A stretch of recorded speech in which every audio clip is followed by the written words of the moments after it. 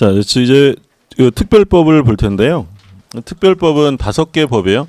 그러니까 첫 번째 주택임대차 보호법, 주임법 나오고, 그 다음에 이제 상임법 나오고요. 그 다음에 집합건물법 나오고, 그 다음에 이제 가등기담보법, 줄여서 이제 가담법 나오고, 그리고 이제 부동산 실명법, 부실법 나와요. 이게 5가지 법으로 되어 있는데, 그러니까 항상 이제 민법은 그 진도 때문에 그 특별법을 제대로 볼 시간이 없어요. 그래서 대충 막 빨리빨리 하다 보면 특별법도 6문제가 나오기 때문에 이제 무시할 수는 없으니까 오늘 날 잡아서 자세히 볼 거고요. 그리고 오늘 본 거는 그 무료 강의로 계속 올려놓을 거예요. 그러니까 시간 나실 때마다 특별법은 보셔야 돼요. 공부하기도 좋잖아요. 쭉 이어지는 게 아니라 법이 다 딸락딸락 돼 있으니까 아 오늘은 컨디션도 안 좋은데 부실법이나 한번 볼까 이렇게 보고 이렇게 하나씩 이렇게 보는 거예요. 시험 출제는 일단 한 문제씩은 다 나온다고 생각하시면 되고요. 그리고 나머지 한 문제는 어디에서 나올지 몰라요. 그러니까 보통은 이제 주임법에서 2문제 나오는 경우가 많은데, 그러니까 이번 시험은 부동산 실명법에서 2문제가 나왔어요. 그 주임법과 상임법은 당연히 매우 중요하고 좀 어려운 부분에 속해요. 근데 이 주임법과 상임법은 우리 시험 볼 때 민법에서만 출제되는 게 아니라 어디서 나와요? 중개실무에서 나오죠. 중개실무에서. 그러면 중개실무에서도 한 2개 나오기 때문에 총 5개 문제가 출제가 된다고 생각하시면 돼요. 그러니까 여기서 잘해두시면 중개법에도 도움이 되잖아요. 일타 쌍피 이렇게 되는 거죠. 이거 잘하셔야 되고, 집합건물법은 별로 어렵진 않은데 엄청 지겨운 법이에요. 지겨워. 뭐 해야 되는 거야? 뭐 해야 돼요? 암기해야 돼요. 암기. 이거는 뭐 이해가 뭐고 이런 게 아니라 그냥 조문 위주로 암기를 하셔야 돼요. 양도 엄청 많아요. 시간도 오래 걸리고. 그러니까 오늘은 자세히 볼 거예요. 자세히 보는데 다음에 이제 볼 때는 나중에 뭐 문제집 풀이하거나 이럴 때 그 지문들, 문제 지문들을 좀 보고 들어가시면 되고, 가등기담보법은 양은 얼마 안 되는데 어려워요. 얘는 좀 어렵기 때문에 이해를 잘 하셔야 돼요. 그러니까 이건 어렵기 때문에 문제가 어렵게 나오진 않아요. 그러니까 그것만 이해하면 풀 수 있게 나오는 거고요. 부동산 실명법도 쉽진 않죠. 근데 이건 뭐 양이 얼마 안 돼요. 굉장히 간단한 거. 이것도 역시 어려운 건데 출제되는 비중은 이렇게 되니까 나머지 집합건물법 빼고는 대체로 좀 이해를 요하는 것들이 많고요. 근데 사실 주임법과 상임법은 시험에 합격하고는 상관없이 국민들이 공부를 해야 될 법이에요. 그러니까 제 생각에는 고등학교 사회과정에 넣어야 돼요. 실제로 고등학교 졸업하면 사회생활하고 뭐 대학을 가든 직장을 가든 뭐 임대차 하고 이러잖아요. 가장 기본적인 법이니까 굉장히 중요한 거니까 좀 잘 받으시고, 그럼 여기서부터 이제 차례대로 볼 겁니다. 오늘 식사 시간은 평소에 하는 것처럼 2시에 식사하시고, 그리고 이제 3시에 다시 만나는 거예요. 그래서 끝나는 시간은 빠르면 6시, 늦으면 7시, 6시, 7시 사이다라고 생각하시면 돼요. 오늘 죽었다 이런 각오로 하셔야 돼요. 자, 주택임대차 보호법인데 우리가 전 시간에 이제 민법상 임대차를 이제 공부를 했는데 가비을에게 예를 들어 임대차를 해주었어요. 임대차. 그럼 주임법이 만들어지기 전이다. 그러니까 83년에 주임법이 만들어졌는데, 그럼 주임법이 없을 때는 이 가비을한테 빌려주었다. 그럼 얘가 얘한테 이제 보증금을 줬잖아요. 근데 이 사람이 살고 있는데 갑이라는 사람이 병에게 이 주택을 팔아버리고 소유권을 이전해 줍니다. 그럼 새로운 소유자가 임차인에게 나가라고 하면 대항할 수 있어요? 나가야 돼요? 나가야 돼요. 그죠? 얘는 채권자고 얘는 소유자니까. 우리가 소위 매매는 임대차를 깨뜨린다라고 했죠. 물권이 채권에 우선합니다. 그러면 최악의 경우는 언제냐면 이 갑이 을에게 받은 보증금을 가지고요, 집 팔아버리고 도망가는 거예요. 그러면 이 을은 보증금 누구한테 받아야 돼요? 당연히 갑 계약 관계니까, 채권 관계니까 얘한테 받으러 갔는데 마음 먹고 도망가네, 못 잡고 집으로 돌아왔어요. 쉬고 있었더니 얘가 뭐래요? 나가래요. 그럼 임차인 입장에서는 거의 전 재산인 보증금을 날리고 길바닥으로 나앉게 생겼잖아요. 그럼 임차인의 지위가 너무 열악하니까 이 사람을 좀 보호를 해줘야겠다. 그럼 만약에 얘가 임차권을 등기했더라면 새로운 소유자에게 대항할 수 있어요? 나가야 돼요? 대항할 수 있죠. 그럼 아저씨 등기하시든지 전세권 등기하셨어야지 라고 하면 염장 지르는 거잖아요. 하기 싫어서 안 하는 게 아니라 누가 안 해주는 거예요.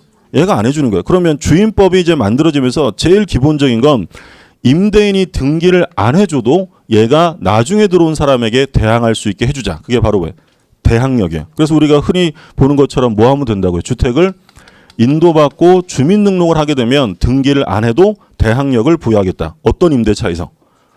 주택임대차. 일반 임대차는 뭘 해야 되고? 등기. 사업. 그럼 상가임대차는 뭘 해야 돼요? 상가임대차는 주민등록이 아니라 사업하시는 분이니까 사업자 등록을 해야 되는 거죠. 그런 경우에 뭐 농지 같은 경우에도 등기 없이 대항력이 생기죠. 농지는 어떻게 하면 돼요? 농지법에 나올 거 아니에요. 인도반 농지증 아니고 인도반에. 예.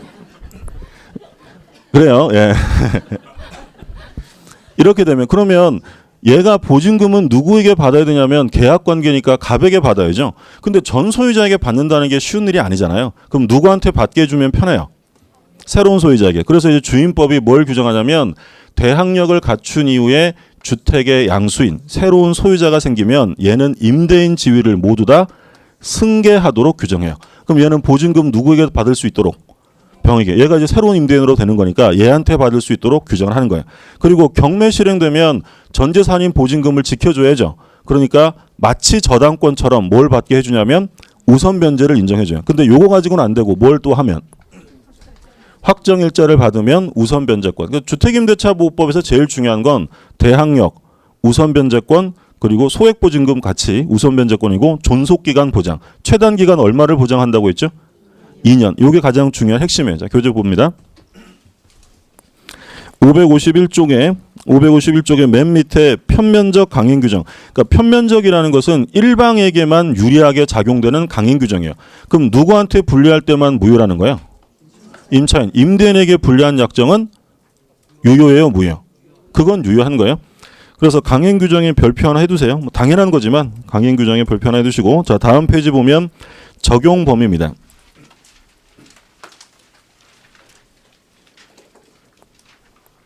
자 적용 범위 별 2개예요. 적용 범위는 별 2개. 자 주택임대차보호법은 누구를 위해 만든 법이냐면 국민을 위해 만들었어요. 자연인에게 적용돼요. 자연인. 그럼 자연인이면 외국인 들어가요, 안 들어가요? 들어가죠. 그래서 1번에 원칙적으로 자연인 보호 대상으로 한다. 외국인도 보호 대상이 된다. 그러면 원칙은 법인은 보호 대상이 아니에요. 법인은 아니에요. 자연인만 보호하는 거지 법인. 물론 상인법은 법인도 대상이 돼요. 근데 주임법은 법인이 대상이 아닙니다. 근데 예외 기억하셔야 돼요. 예외 괄호 2번을 보면 국민주택기금 재원으로 하여 저소득층 무주택자에게 주거생활 안정을 목적으로 전세임대주택을 지원하는 법인. 괄호에 누구라고 되냐면 한국토지주택공사. 줄여서 주공이에요. 한국토지주택공사에 줄거두시고 주공이나 주택사업을 목적으로 설립된 뭐라고 돼 있어요? 지방공사에 줄거두세요. 주공하고 지방공사도 대항력을 취득합니다. 그리고 이제 법이 또 하나 새롭게 들어와서 3번이 들어왔어요. 3번에 중소기업 기본법 2조에 따른 자 무슨 기업이요? 중소기업에 줄거두세요. 중소기업이 이제 직원들 기숙사 구하려고 임대차 하는 경우에는 대항력 인정해요. 그럼 정리하면 주임법은 자연인에게 인정해요. 외국인까지 포함이 되고 법인에게는 인정이 안 되는데 법인이라 하더라도 인정되는 경우가 3개 나왔어요. 대한토지주택공사, 주공하고 지방공사 또 뭐요? 중소기업까지. 중소기업도 새로 들어갔으니까 기억해 두시고 그 다음에 이제 주택의 범위인데 1번 주택의 전부 또는 일부 임대차고요. 괄호 2번에 보면 임차주택의 일부가 비주거용으로 사용되는 경우 그럼 주택의 일부가 비주거용으로 사용되면 적용돼요. 근데 반대로 비주거용 건물의 일부를 주거로 쓰면 주임법은 적용하지 않는 거예요. 그러니까 앞이 중요한 거예요. 주거용으로 쓰이던 건지 아닌 건지 봐두시고 그래서 주거 용도로 쓰면 주임법이 적용되는데 주거 용도로 쓰는지 아닌지는 공부상의 목적으로만 따질까요? 실제 용도를 볼까요? 실제 용도를 봐야 되는 거예요. 실제 용도. 그래서 이쪽 한편을 유일한 주거 용도로 쓰고 있는데 다른 한편에서는 일부를 슈퍼마켓을 운영했다.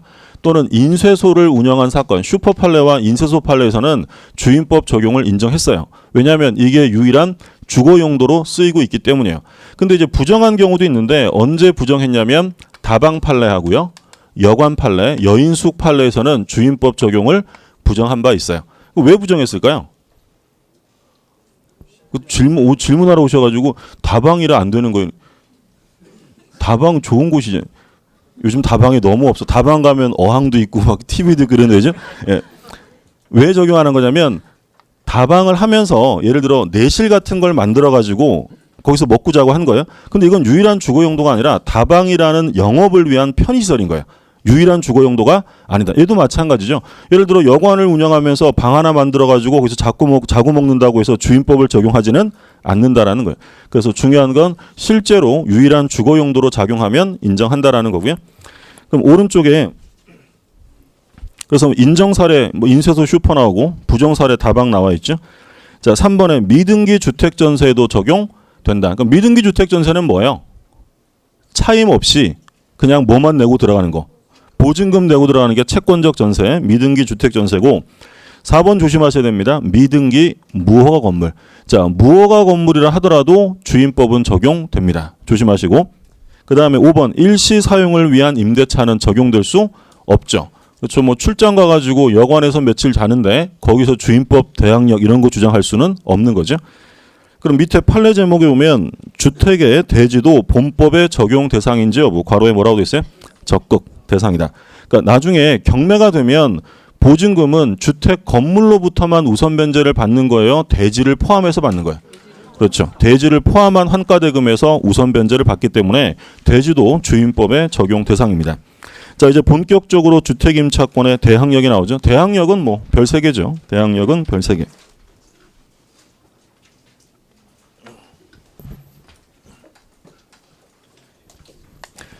갑이 을에게 주택을 임대차 해줍니다.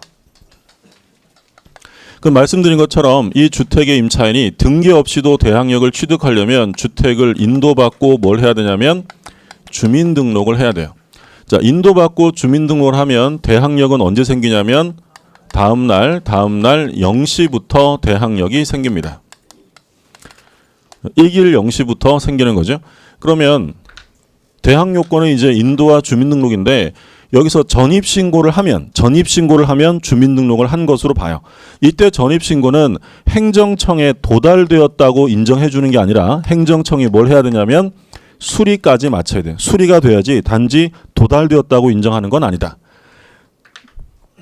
그러면 예를 들어서 이 사람이 인도와 주민등록을 언제 했냐면 3월 21일 날 했대요. 3월 21일 날 인도와 주민등록을 마쳤는데 이 부동산에 A가 저당권을 3월 21일 날 설정을 했답니다. 자, 이 저당권이 실행되면 요 임차권은 존속이에요, 소멸이에요? 당연히 소멸하죠. 얘는 언제부터 대항력이 생겨요? 22일 0시잖아요. 얘는 21일 등기한 거니까 누가 더 빨라요? 저당권. 그럼 만약에 얘가 22일 날 설정했다. 그러면 임차권은 존속이에요, 소멸이에요? 존속. 얘는 몇 시예요? 0시고 얘는 빨라야 9시라 그랬죠. 그럼 이 경우에는 당연히 존속하게 된다라는 거죠. 그러면 왜 대항력을 위해서 주민등록을 하라고 하느냐? 자, 주민등록을 하게 하는 이유는 뭐라고 했냐면 바로 공시가 목적이에요. 공시. 그러니까 공시라는 건 뭐냐면 공적으로 표시하는 거죠. 이 사람이 임차인이라는 걸 외부 사람들이 알 수 있게 표시해 주라는 거예요. 그럼 주민등록을 할 때는 대충 하면 돼요? 정확해야 한다는 거예요. 정확해야 돼요. 그래서 뭐 우리 판례 중에 어떤 사람이 뭐 안양시 안양동 545에 5에 들어가는 사람이 545에 2로 전입신고했다. 대항력 인정해 줄 수 없다라는 거예요. 정확하게 기록이 안 됐으니까. 또는 어떤 사람이 D동 아파트 D동 103호에 들어가면서 라동 103호로 전입신고를 한 사건이 있었어요. D동 103호인데 라동 103호로 했다. 대항력 인정할까요? 안 할까요?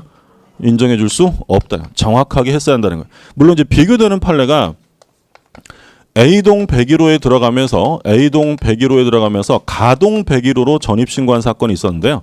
자, 이 경우에는 대항력을 인정한 바가 있어요. 그러니까 A동을 가동을 하는 건 되는데 D동을 라동을 하면 안 되는 거예요.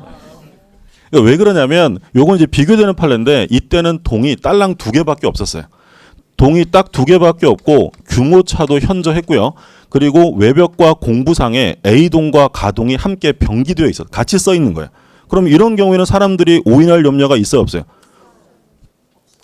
아, 여기에 A동 가동 써 있고 공부에도 A동 가동 써 있는데 A동 101호 가동 101호를 헷갈릴까요? 안 헷갈릴까요? 그러니까 인정하는 거예요. 근데 그런 거 없이 단순히 동이 여러 개 있는데 D동을 라동을 한 거 가지고는 인정해 줄 수 없다는 거예요. 정확하게 기록이 돼야 돼요. 다세대와 다가구가 있죠. 그럼 다세대는 소유자가 한 사람이에요? 여러 사람이에요? 여러 사람이죠. 그럼 다세대는 집원만 정확하면 될까요? 호수도 정확해야 될까요? 호수도 정확해요. 근데 다가구는 소유자가 한 사람이죠. 이건 뭐만 정확하면 돼요? 지번만 정확하면 돼요. 그럼 만약에 다가구일 때 대항력을 갖췄는데 나중에 이 다가구가 쪼개기가 돼가지고 다세대로 바뀐 거예요. 그러면 다가구 때 취득했던 대항력을 상실시킬까요? 그건 유지시켜줄까요? 그건 유지를 시켜줘요. 주소는 정확하게 기록이 돼야 되고요. 그런데 예외적으로 주소가 좀 달라도 대항력을 인정해 주는 경우가 있었어요. 언제냐면 공무원이 잘못 기록한 경우에, 공무원의 실수 또는 제3자가 주민등록을 몰래 이전한 경우, 이런 경우에는 대항력이 인정돼요.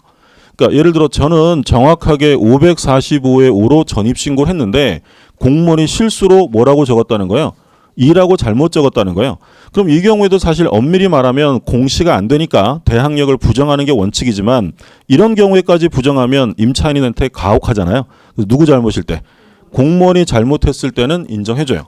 근데 만약에 공무원이 딱 보더니 이거 잘못됐어요. 이렇게 고쳐오세요라고 해서 자기가 고쳤다. 대항력 인정하지 않아요. 누가 잘못 썼을 때만. 공무원. 그러니까 자기 손으로 하면 안 돼요. 제3자가 이전했다. 그러니까 이 임대인이 자기 집을 담보대출 받으려고 했는데 담보대출 받으려니까 지금 누가 있어요? 임차인. 그럼 대출액이 되게 조금 나올 거 아니에요? 그러니까 임대인이 얘 몰래 주소를 이전시켰어요. 그러면 대항력이 인정돼야 안 돼요? 원래는 안 되겠지만 이런 경우에 부정하면 얘 불쌍하잖아요. 그럼 이런 경우엔 예외적으로 인정을 해준다라는 거예요. 두 가지 경우. 공무원이 잘못 쓰거나 제3자가 이전시킨 경우. 무슨 말인지 아셨죠?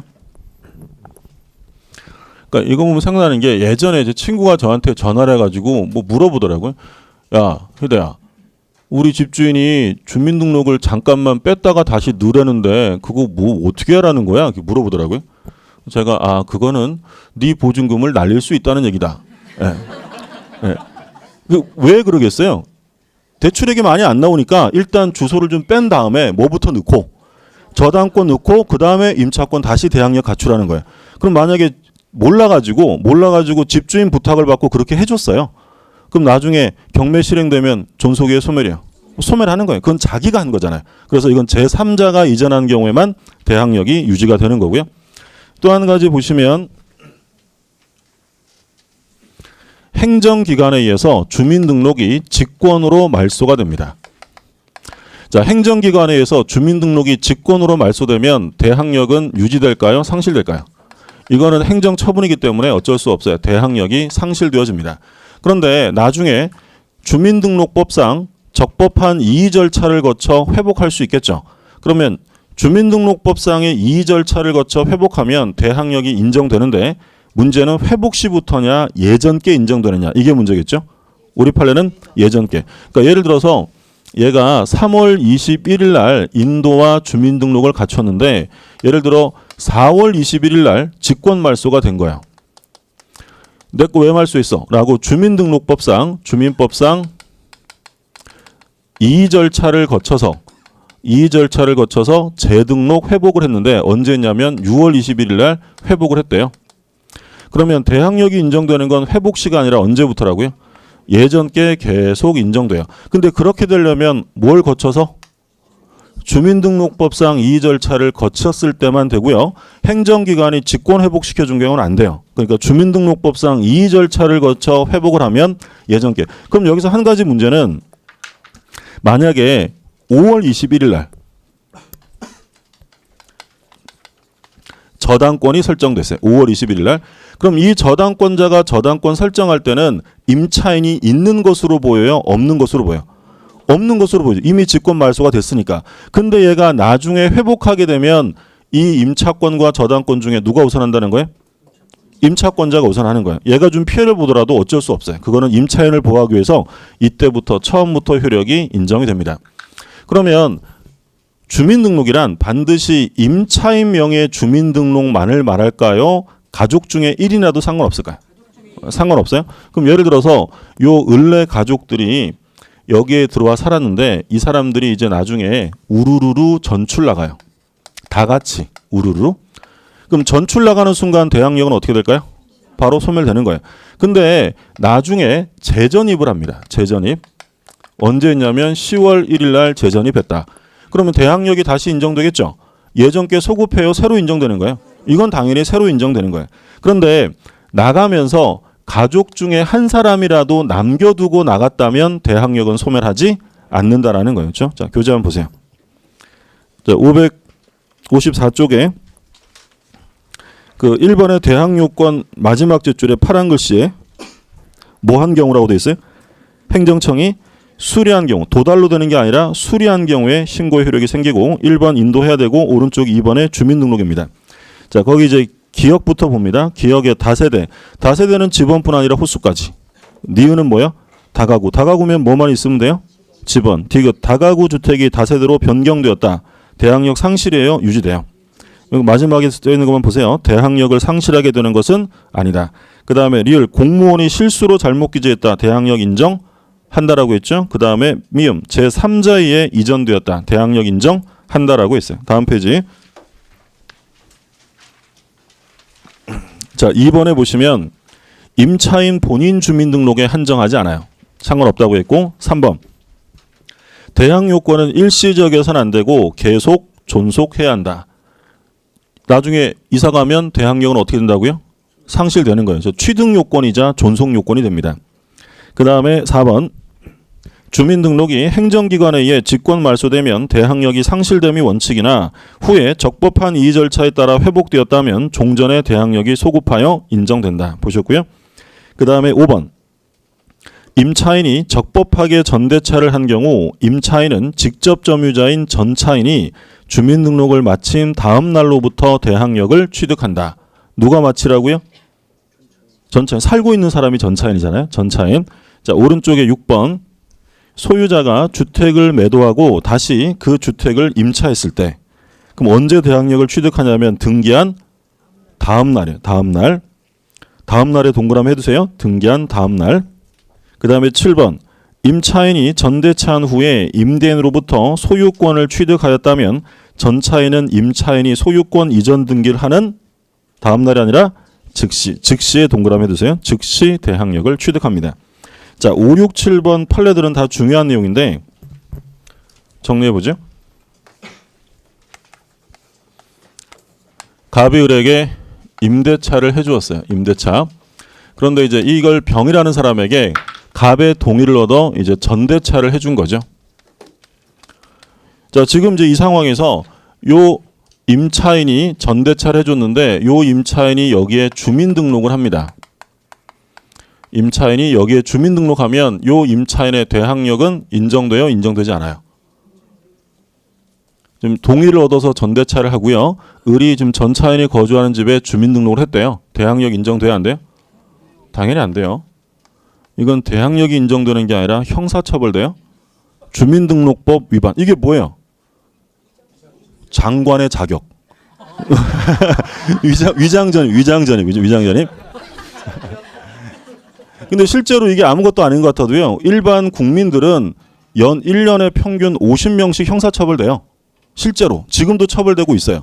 하면 되는 거야, 안 되는 거야? 안 되는 거였죠? 그럼 누가 주민등록 하라고요? 당연히 살고 있는 사람이 인도를 받고 주민등록을 해야 돼요. 그러면 누가 대항력을 취득한다고요? 임차인. 일단 여기서 개념을 정립하실 것은 전차인이 직접 대항력을 취득하는 것은 아니에요. 전대차가 되면 대항력을 취득하는 사람은 누구예요? 임차인인 거고 얘는 임차인의 대항력을 대위 주장하는 사람이지 얘가 스스로 취득하는 건 아니다. 그러면 상가 임대차도 마찬가지예요. 상가 임차인이 전대차를 해줬어요. 그러면 사업자 등록을 누가 해야 돼요? 임차인이에요? 전차인이에요? 당연히 하고 있는 사람이 해야 대항력을 인정하는 거예요. 그래서 이제 우리가 흔히 보는 판례가 지금 아까 그게 5번이죠. 5번 다시 보세요. 임차인이 적법하게 전대차한 경우에 임차인은 직접 점유자인 전차인이 주민등록을 마친 다음 날부터 대항력을 취득한다. 누가 마치라고요? 전차인이. 그런데 이 판례는 임차인이 대항력을 갖추지 않고 전대차를 했을 때 발생하는 문제예요. 만약에 갑이라는 사람이 을에게 주택을 임대차 해줬고요. 얘가 인도와 주민등록을 갖춰서 3월 1일 날 대항력을 취득했대요. 그런데 을이 병에게 동의를 얻어서 다시 전대차를 했고 이 전차인이 인도와 주민등록을 언제 마쳤냐면 10월 1일 날 마쳤대요. 그러면 이 임차인의 대항력은 10월 2일부터 인정될까요? 3월 2일부터 인정될까요? 3월 2일부터 인정되고 얘가 전입신고 기간 14일 이내에 주민등록만 하면 계속 유지가 되는 거예요. 언제부터? 이때부터. 근데 이거는 지금 전 차인이 주민등록을 마쳐야 대항력을 취득한다는 건 얘가 대항력을 취득하고 전대차한 거야? 안 하고 한 거야? 안 하고 있을 때고, 만약에 대항력을 취득하고 전대차 했다면 옛날 대항력이 계속 유지가 된다. 누구 이름으로 주민등록 됐을 때? 이걸 돼야 돼요. 자기 이름으로 계속 돼 있으면 안 되는 거예요. 살고 있는 사람 이름으로 했을 때. 이게 이제 5번의 내용이고,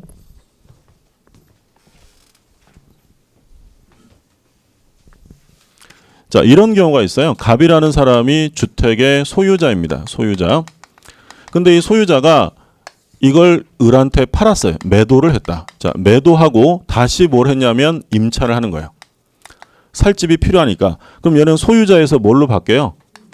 임차인으로 바뀌죠. 그럼 얘도 이제 주택의 임차인이 되었으니 대항력을 갖춰야 될 거 아닙니까? 얘 대항력은 언제 인정될 것이냐?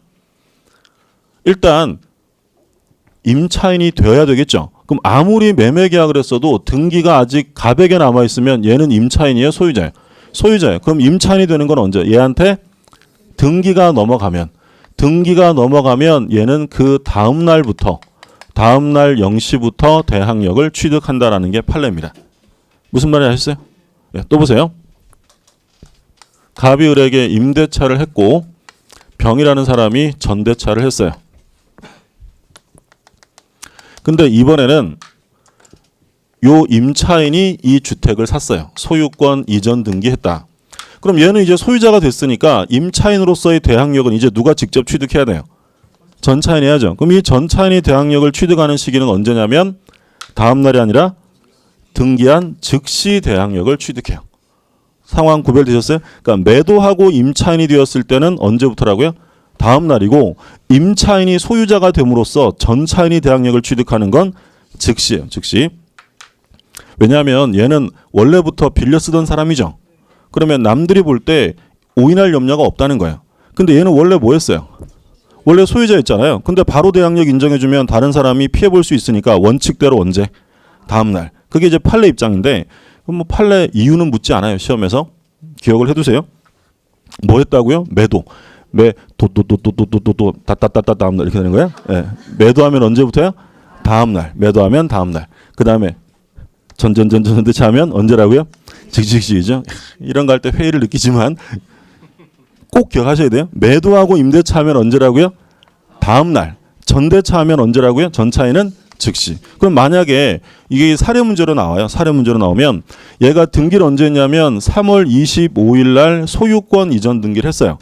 그러면서 동일자로 A에게 저당권을 3월 25일 날 설정해 주었다. 얘도 마찬가지 3월 25일 날 등기하면서 A가 저당권을 3월 25일 날 설정합니다. 첫 번째 그림. 이 저당권이 실행되면 임차권은 존속이에요, 소멸이에요? 소멸이에요. 얘는 대항력이 언제 생기니까? 다음 날. 얘 대항력은 소멸. 그럼 두 번째 그림은 얘가 아무리 같은 날 저당권을 설정했어도 이 임차권은 전차권은 존속이에요, 소멸이에요?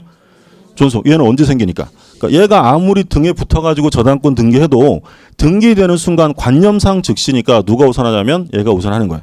사례 문제로 나왔을 때 임차권이 존속이냐 소멸이냐 그거 구별하시는 판례예요. 자, 그런데 밑에 이제 557쪽에 판례 대항력이 부정되는 경우, 이건 우리가 통정호의 표시할 때 본 거죠. 실제로는 사용할 목적이 아니고 자기 채권을 회수할 목적으로 주택임대차 계약을 했다면 그건 주임법을 적용해 줄 수 없다라고 했죠. 물론 구별하셔야 되는 건 기존 채권이 있어요. 이 기존 채권을 보증금으로 전환시킬 수 있어요, 없어요? 얼마든지 가능해요. 그건 되는데 만약에 이 사람이 그렇게 한 이유가 실제로 사용 수익이 목적이 아니라 그 채권의 우선 변제를 위해서 짜고 한 거면 그건 허위 표시라는 거야. 근데 실제로 돈 받을 목적이 있었지만 사용 수익이 주된 목적이면 주임법 적용해야 하네요. 그때는 한다는 거예요. 주된 목적이 무엇이냐에 따라 구별이 되는 거죠. 자, 다음 페이지에 2번. 2번은 계약의 해제를 해제 조건부로. 그래서 줄만 좀 거두세요. 어디에 줄 거두시면 되냐면 2번에 해제를 해제 조건부로 전세 권한 부여. 여기까지만 줄 거두세요. 해제를 해제 조건부로 전세 권한 부여. 이런 말 딱 나오면 그냥 무조건 대항력 없음 이렇게 생각하시면 돼요. 그건 이제 우리가 계약에 해제할 때 보는 거예요. 해제할 때 보는 거니까 확인만 해두시고. 그러면 주택임대차가 대항력이 취득되려면 누구랑 임대차 계약을 했어야 돼요. 당연히 원칙적으로 그 주택의 소유자랑 계약을 했어야죠. 그런데 우리 판례는 반드시 소유자와 한 경우에 한정하진 않아요. 그러니까 실제로 소유자는 아니라 할지라도 임대할 적법한 권한이 있는 자라면 주임법 적용을 해줍니다. 자, 교재 한번 볼까요? 560쪽에 한번 보세요. 560쪽에. 자, 560쪽에 굵은 글씨 보세요. 굵은 글씨.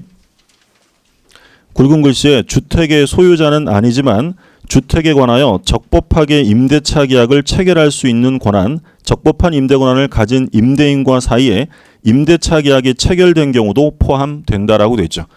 무슨 말인지 아셨죠? 대표적으로 누가 있냐면 명의 신탁자가 있어요. 그러니까 명의 신탁자는 실제로 소유자잖아요. 근데 유효한 명의 신탁이라 하더라도 아직 소유자는 아니죠. 등기가 넘어가 있으니까. 무슨 말인지 아세요? 그럼 명의 신탁자면 소유자, 외형상으로 소유자는 아니지만 얘는 임대할 권한이 있어요, 없어요? 있어요. 이런 사람하고 한 경우에도 주임법을 적용해 주는 거예요. 그러면 이런 경우는 어떨까요? 최근의 판례 중에서 경매가 있었는데 최고가 매수인으로 지정이 되었다. 무슨 얘기죠? 경매 참여에서 가장 높은 가격을 써내서 1등으로 선택된 사람이에요. 자, 이 사람은 임대할 적법한 권한이 있을까요, 없을까요? 그렇게 볼 수 없다라는 게 최근의 판례예요. 얘가 돈 낸다는 보장이 있어요, 없어요? 없죠. 이거 가지고 적법할 임대할 권한은 아니다. 자, 교재 확인합니다. 다시 돌아오셔서 558쪽에 3번 판례요. 3번 판례 넷째 줄에 따라서 이렇게 되어 있죠. 따라서 임의 경매 절차에서 매각 대금을 납부하지도 아니한 최고가 매수 신고인 지위에 불과한 자. 여기서 뭐라고 줄거 두시면 돼요? 최고가 매수 신고인이요. 얘는 불과한 자라고 되어 있죠. 적법한 임대할 권한이 있다는 거예요, 없다는 거예요? 없다. 그래서 최고가 매수인은 적법한 임대할 권한 없음. 이렇게 체크해 두시면 되겠고요. 4번은 이제 이런 판례입니다. 땅이 뭐 예를 들어서 이게 100번지고 101번지고 102번지인데 주택은 100번지 안에 있어요. 하나의 담장 안에 3개 필지가 있고 100번지의 주택이 있는데 얘가 전입신고를 101번지로 했대요. 대항력을 인정해 줄 수 있겠느냐? 해줄까 안 해줄까? 안 해준다라는 게 판례예요. 지번이 정확해야지. 지번이 다르다라고 하면 설령 하나의 담장 안에 있고 주택은 하나만 있다 하더라도 지번이 틀리면 대항력은 인정해 주지 않습니다. 그게 4번 판례예요. 뭐라고 되어 있어요? 4번. 임차주택의 부지를 비롯한 세 필 토지가 같은 담장 안에 있고 그 지상에 임차주택 이외에는 다른 건물이 건립되어 있지 않다 하더라도 임차인이 주택의 부지가 아닌 인접한 다른 토지 지번으로 주민등록했다. 인정해야 하네요? 인정해 줄 수 없다라는 판례예요. 자, 그래서 일단 대항요건에 관한 내용들을 한번 살펴봤고요. 그 다음에 이제 뭐가 나오냐면 대항력의 내용인데 괄호 1번에 누구와의 관계라고 되어 있어요? 주택 양수인과의 관계예요. 자, 이 그림 계속 보죠. 자, 얘가 대항력을 갖춘 이후에 주택의 양수인, 얘는 임대인의 지위를 뭐 한다고요? 승계해요. 그러면 이 을은 보증금 반환을 누구에게 청구하는 거예요? 갑에게 하는 거예요? 병에게 하는 거예요? 병. 새로운 소유자에게 하는 거예요. 특별한 사정이 없다면. 근데 이 규정은 누구를 위해 만든 규정입니까? 당연히 임차인이죠. 그럼 임차인이 난 싫어. 나는 승계가 싫어. 라고 이의를 제기할 수 있어요, 없어요? 얘는 좀 돈이 좀 있었는데요. 요거 사내가 보니까 대출 엄청 끼고 이거 돈 없는 애 같아. 그러면 나 싫어. 라고 할 수 있을까 없을까요? 있어요. 그럼 누구한테 할 수 있냐면 종전 임대인에게 할 수 있어요. 그럼 바꿔서 얘기하면 임차인이 이의 제기를 했다는 말이 없는 한 누구에게 해야 한다고요? 병에게. 그럼 왜 얘한테 하냐면 얘가 완전한 새로운 처분권을 가졌기 때문이에요. 그럼 임대인의 지위를 승계하는 모습은 반드시 매매에 한정되는 것은 아니겠죠. 갑이 을에게 뭘 했을 수도 있어요? 증여를 했을 수도 있고 상속을 했을 수도 있고 뭐 대물 변제를 했을 수도 있고 경매로 넘어갔을 수도 있고 어쨌든 얘가 뭘 취득한 거예요? 종국적으로 처분권을 취득해야만 합니다. 여기서 한 가지만 볼까요? 경매. 그럼 경매로서 양수인이라고 하면 얘는 뭘 받은 사람이에요? 경매로 소유자가 된 사람이면 경락을 받은 사람이잖아요. 근데 만약에 이 주택에 저당권이 있었대요. 저당권. 그러면 저당권이 달려있는 주택이 경매되어서 경락인이 임대인의 지위를 승계한다는 것은 이 저당권이 임차권보다 선일 때예요? 후일 때예요?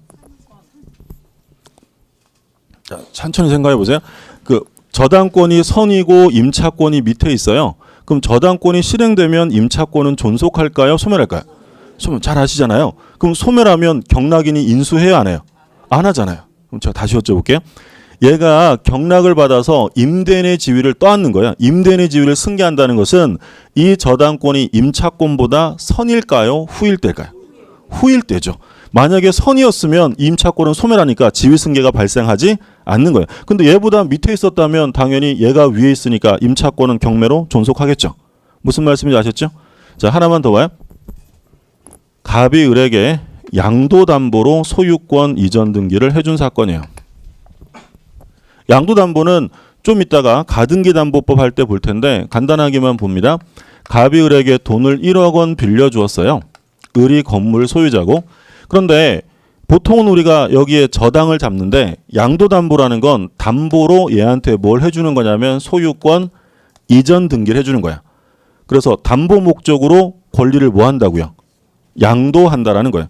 근데 얘가 만약에 돈을 갚으면 등기 말소에서 찾아오는 거고 돈을 못 갚으면 이제 누가 진짜 소유자가 되는 거야? 얘가 청산하고 진짜 소유자가 되는 거야. 그러면 일단 양도담보로 등기가 넘어갔다면 소유권이 완전히 넘어간 거예요? 아직 을에게 남아 있는 거야? 얘가 소유자가 되려면 언제 소유자가 되는 거야? 얘가 돈 못 갚고 청산한 다음에. 그럼 지금 상태에서는 소유권이 갑에게 넘어간 것이 아니에요. 그럼 이 그림 보시면 갑이 을에게 양도담보로 소유권 이전 등기했다면 양도담보권자 병은 임대인 지위를 승계할까요? 승계하지 않을까요? 승계하지 않습니다. 왜냐하면 누가 아직 소유자야? 갑이. 양도담보는 지위 승계가 되지 않는다라는 점 기억해 두시고, 그리고 임대인 지위를 승계하려면 이 주택이랑 같이 양수를 해야지 주택과 상관없이 땅만 대지만을 경락받은 사람은 임대인의 지위를 승계하는 사람이 아니다라고 봐요. 왜냐하면 토지만을 경락받으면 건물에 그 주택의 임대는 따로 있어요, 없어요? 있잖아요. 그러니까 대지만 경락받은 사람이 임대인의 지위를 승계하는 것은 아니다라는 게 판례입니다. 자, 교재 보세요. 559쪽에 파란 글씨 보면 니은에 뭐라고 되냐면 이의를 제기함으로써 승계되는 임대차 관객의 구속으로부터 벗어날 수 있다. 그러니까 임차인이 뭐 할 수도 있다는 거예요. 이의 제기할 수 있어요. 근데 이의 제기란 말이 없는 한 누가 책임을 지는 거냐면 새로운 소유자.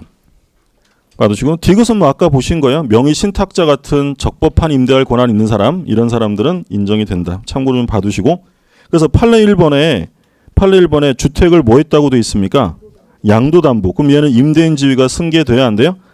승계되지 않습니다. 소유권을 진정으로 취득한 것이 아니기 때문이죠. 자, 2번은 뭐 계약이 해제되었을 때 제3자 보호 규정이죠. 이거는 우리가 해제편에서 볼 거예요. 해제편에서 볼 거니까 지금은 그냥 참고로 봐두시고, 그냥 한번 듣고 기억나면 생각해 보시고 기억 안 나면 그냥 지나가세요. 나중에 볼 거니까. 계약이 해제되면 제3자 보호돼야 안 돼요. 계약이 해제됐을 때 해제된 부동산을 산 사람 보호돼야 안 돼요? 보호되죠? 제3자 보호 규정이 있으니까. 그러면 해제된 부동산에 주택을 임대차 있다. 보호해야 하나요? 대항력 있는 임차권자 보호한다라고 했죠. 그러면 소유권이 누구한테 돌아가요? 이렇게 돼 있는데 얘가 얘한테 주택을 임대차 한 거예요. 얘가 인도와 주민등록 갖췄다. 근데 매매계약이 해제가 된 거죠. 그럼 소유권이 누구한테 복귀돼요? 갑에게. 그러면 얘는 나가야 돼요? 대항할 수 있어요? 대항할 수 있죠. 그럼 얘 끝나고 존속기간 사용하고 나갈 때 보증금 반환 을에게 청구한다고 했어요? 갑에게 한다고 했어요? 갑에게 한다고 했죠. 기억나십니까? 왜요? 대항력을 갖춘 이후에 양수인은 임대인 지위를 모두 다 승계하는 것이기 때문이죠. 해제 때 본 건데 나중에 또 볼 거예요. 자, 계속 봅니다. 560쪽에 판례 보셨고 동그라미 2번 보세요. 중요합니다. 2번. 법조문인데 뭐라고 되냐면 임대차가 종료한 경우에도 임차인이 보증금을 반환받을 때까지는 임대차 관계는 존속하는 것으로 본다. 무슨 말인지 아셨죠? 임대차가 종료됐어도 보증금을 아직 못 받았대요. 그럼 임대차는 소멸이에요, 존속이에요? 존속. 이 법조문 자체로도 지문이 많이 나와요. 그러니까 여기서 한번 보세요. 지금 뭐라고 했냐면 얘가 대항력을 갖춘 이후에 주택의 양수인은 임대인의 지위를 모두 다 어떻게 한다고요? 승계해요. 근데 문제는 임대차가 종료가 된 거예요. 자, 종료가 된 상태에서 주택을 팔았다. 그러면 임대차가 종료됐다면 얘가 임대인 지위를 승계할 게 있어요, 없어요? 임대차가 끝나버렸어요. 임대차가 끝났는데 집을 팔았다면 얘는 임대인 지위를 승계할 게 있어요, 없어요? 없잖아요. 그럼 얘가 보증금 얘한테 받기 어렵죠. 그러니까 법이 임대차가 종료됐어도 당신이 만약에 보증금을 주지 않았다면 임대차는 소멸이에요, 존속이에요? 존속해서 얘가 그 지위를 승계하도록 규정한 거예요. 그래서 보증금이 변제되지 않으면 임대차가 종료되어도 소멸하지 않습니다. 자, 제3자에 대한 관계는 뭐 책 보실 필요 없고 요 그림만 확인해 두세요.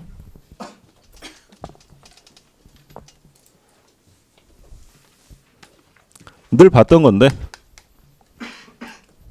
A가 주택을 임대차에서 인도와 주민등록을 갖췄고요. B가 저당권자입니다. 자, 이 상태에서 경매가 실행되었다. 임차권 존속의 소멸이에요. 아니, 주택을 임대차 했고요.